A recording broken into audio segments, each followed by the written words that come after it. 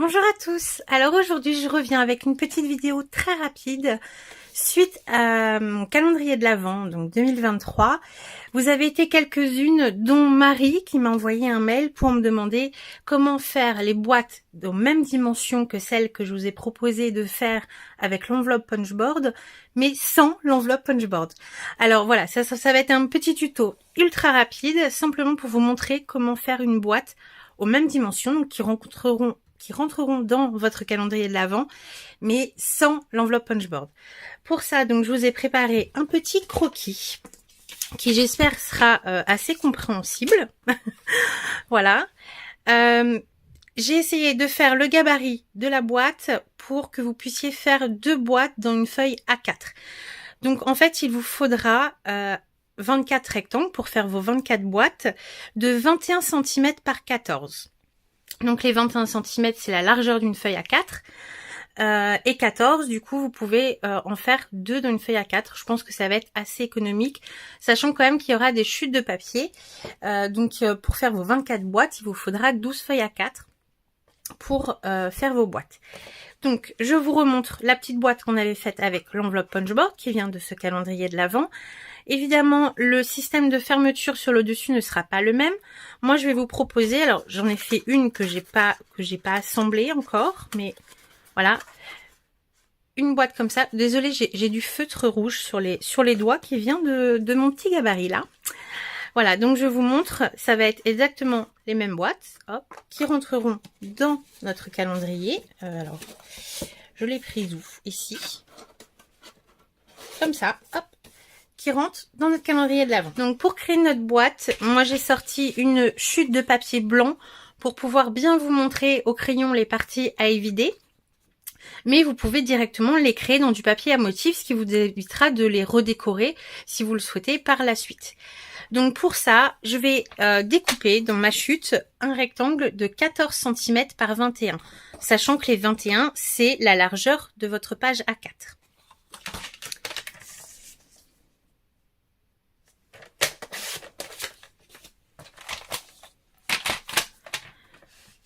Sur les 14 cm, le long de ma règle, on va marquer des plis. Alors, je me suis fait une petite note que je vais vous mettre ici, mais je vous renote tout sur la vidéo. Donc, le long des 14 cm, on va marquer un pli à 1, 4, 10 et 13 cm, ce qui correspond ici. Donc, 1, 4, donc 4 plus 6, 10, plus 3, 13 et les 1 cm qui resteront.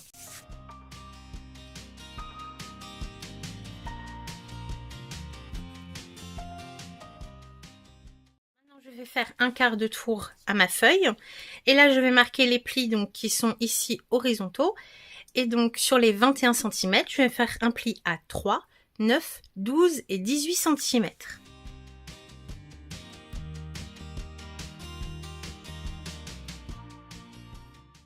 On obtient ceci.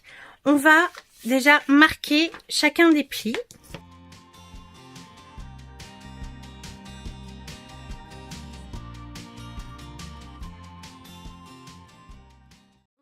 Évider des parties. Donc, on voit bien qu'il va falloir évider les 2 grands côtés. Donc là, c'est le couvercle de notre boîte. Là, c'est le côté arrière. Et ici, c'est la languette qui viendra fermer notre boîte. Donc, sur mon prototype, alors je ne l'ai pas collé, mais vous voyez que ici, c'est la languette, le dessus, l'arrière et le dessous. Hop, si je vous la décompose, elle est comme ceci. Donc, on va évider les parties. Donc, je me mets sur mon deuxième pli en partant de la gauche et je vais couper tout droit au ciseau jusqu'au 3e pli. Voilà, ici je vais couper tout droit jusqu'à mon 3e pli et pareil de l'autre côté pour garder simplement une grande bande qui correspond à ceci. Donc là les languettes sur mon prototype elles seront là, hein. Il ne faut pas faire attention à ça. Je garde ici. Là, je vais couper droit également de chaque côté de mon rectangle ici. J'espère que vous voyez bien. J'ai pris du papier blanc exprès, mais bon, moi la mienne sera toute griffonnée de partout, mais c'est pour que vous compreniez. Voilà. Les petites languettes que l'on a ici, donc de 1 cm. Donc ici on a 3 cm sur 1 et ici on a 1 cm sur 6 cm de chaque côté. Ça va être les petites languettes qui viendront retenir un petit peu ce qu'on met dans notre boîte. Vous voyez ici de chaque côté. Moi je les ai fait simplement d'1 centimètre parce que je voulais faire de l'économie de papier et pouvoir faire 2 boîtes dans une feuille A4. Si jamais vous avez des feuilles plus grandes, vous pouvez agrandir ces petites pattes ici. Voilà. Ou alors ne pas en mettre du tout. Ou bien décider de les coller à l'intérieur. Moi, ce que j'aime bien, c'est qu'elles permettent vraiment, si vous mettez des choses fines, de retenir ce qu'il y a dans la boîte. Bon. Donc moi, j'ai décidé de les faire d'1 centimètre. Ces pattes ici, on va les biaiser légèrement de chaque côté. Comme ceci. Hop. Comme ça. Et de chaque côté de nos côtés ici, on va se créer des pattes de collage. Donc, ce qu'on va faire, c'est qu'on va délimiter à l'œil, voilà, à peu près 1 cm à partir du pli ici, comme ceci. Et ces pattes de collage, on viendra les biaiser. Je vais faire tout le découpage avec vous au ralenti hein, pour bien vous montrer, ne vous inquiétez pas. Là, j'essaie de... Voilà. On va obtenir ceci. Donc, toutes les parties qui sont ici, ici, et les grands rectangles ici, on va les éliminer. Donc, je prends mes ciseaux, je commence par couper sur mes lignes de pli. De chaque côté du rectangle de 3 par 6, comme ceci. Mes petites languettes de 1 cm que j'ai de chaque côté, je les biaise légèrement. Là, j'ai peut-être un petit peu exagéré au crayon pour les détacher comme ceci.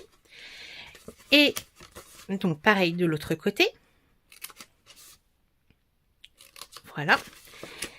Et dans les petits carrés que j'obtiens aux angles ici, on va se créer des pattes de collage. Donc, ce que je fais, c'est que je définis à l'œil, à peu près à l'œil, 1 cm et je viens finir de biaiser comme ceci. J'essaie de bien vous montrer. Voilà. Et je biaise l'autre côté de ma pâte de collage. Après, c'est tout à fait à l'œil. Je fais pareil de l'autre côté. Donc, j'ai mon petit carré ici qui est séparé de ma languette. Hop, donc je coupe à peu près 1 cm. Je biaise d'un côté, puis de l'autre en séparant le petit carré que j'ai à l'angle. Voilà. J'obtiens ceci de ce côté. Et on va faire donc la même chose. Je retourne. Sauf que là, on va découper un peu plus long. Donc, je vais découper sur ma ligne de pli.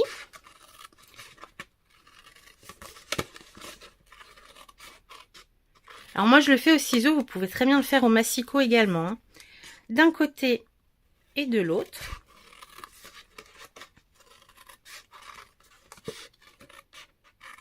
Là, je m'arrête bien au niveau du pli. Donc, en fait, la base de ma boîte, elle est ici de 6 par 6.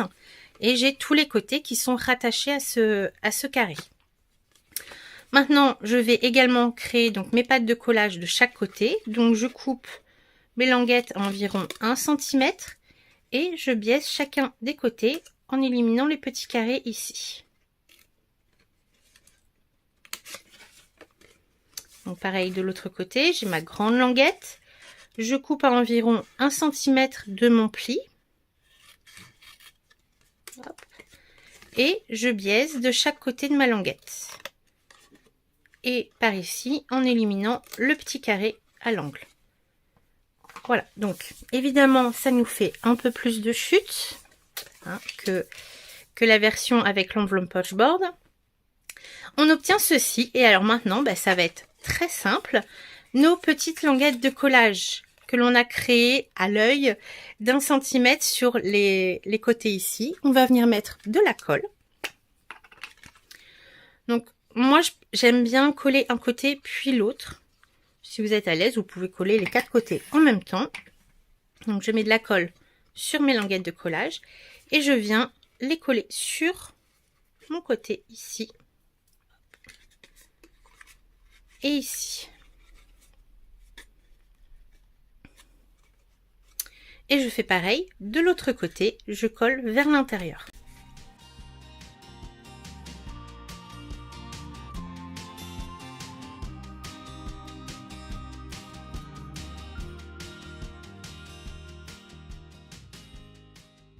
On a notre boîte avec le couvercle et la partie ici donc qui servira à fermer notre boîte.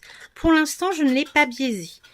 J'aime bien dans ce genre de boîte le faire si nécessaire, donc je vous conseille de couper droit sur les plis et comme j'ai fait ici, d'essayer de fermer votre boîte. Ici, ça ferme tout de suite correctement. Vous voyez que le côté de ma boîte rentre parfaitement, enfin parfaitement, oui, parfaitement dans ma boîte. Si jamais ça force ou si ça ne passe pas, eh bien à ce moment-là, vous venez biaiser légèrement au ciseau les côtés. Donc moi je vais le faire, c'est pas nécessaire, mais hop, en enlevant vraiment un petit millimètre et d'essayer à chaque fois. Parce que si vous coupez trop, votre boîte aura tendance à s'ouvrir toute seule et ça serait dommage.